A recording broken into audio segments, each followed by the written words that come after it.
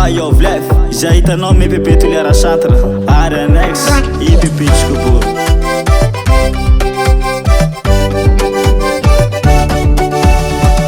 Etulesa anambara tsika toliara fa ty misy fampianara kurty zora ry kurty soara indrindra mahate ho tafa ame pepeseno baka mandalovano tsanara avaka tsy no utara. Way of life avao ro anavitranao aminy tanjona irinao. Way of life avao ro anavitranao aminy tanjona irinao. Naonene baba narotso very jala nati ananao miana tsao fa feno falalana. Naonene baba narotso very jala nati ananao miana tsao. Why of life ti miana tsao avako le maale. Why of life savy papiana tsao fa feno tsaikef. Why of life ti miana tsao avako le maale. Why of life savy papiana tsao fa feno tsaikef.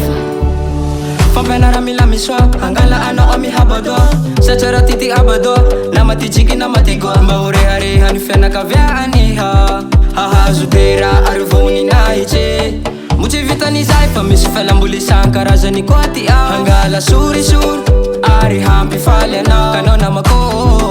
Way of life avao tanja la iha tao tafita amity tanjonao. Naonene baba narotso very jala nati ananao miana tsao fa feno falalana.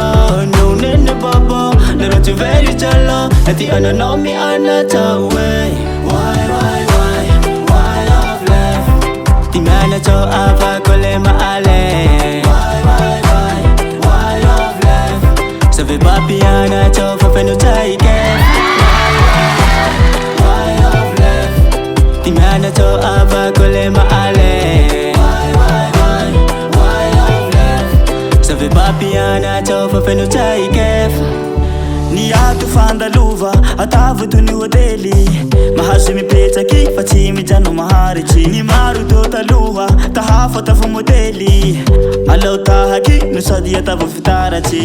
Ika manapiaky ananao lambosiko beky savie ary goavany ato rabo mesekle maro tale asa misarasara manatona secrétaire nosila silopakely ho anareo ray aman-dreny. Naonene baba narotso very jala nati ananao miana tsao fa feno falalana.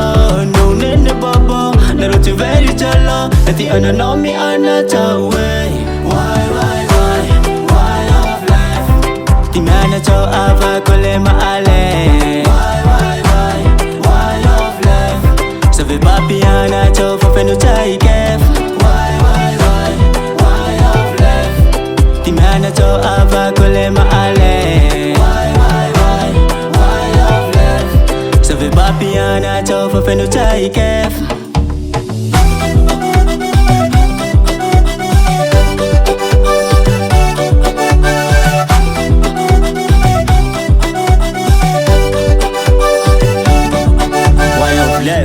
Lala makana fiaina na maro ty voro goaky avao mihina kapiky ary na feno ty koro. Why of life avao nantsika.